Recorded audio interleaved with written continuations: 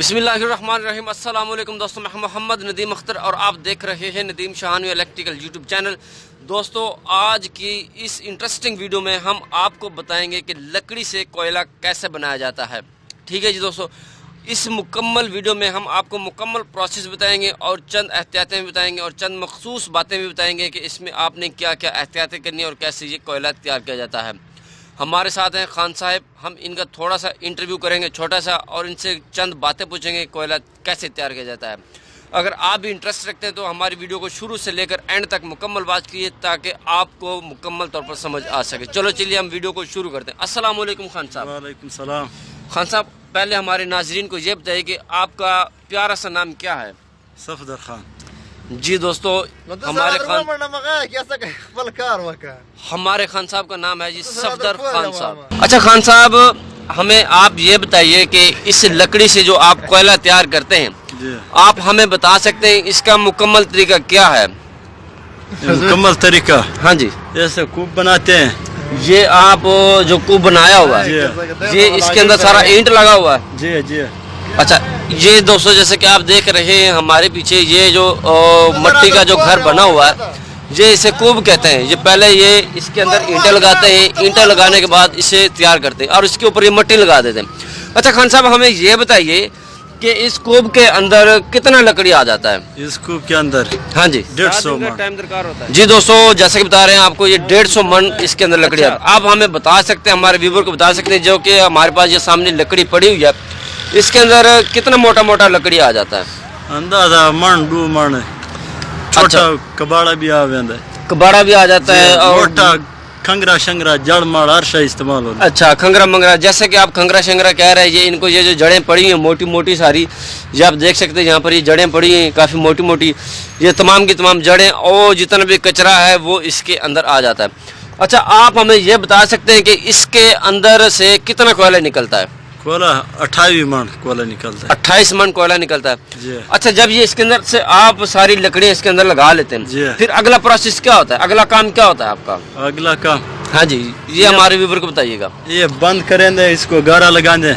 अच्छा जी। और फिर ऊपर आग लगा दे।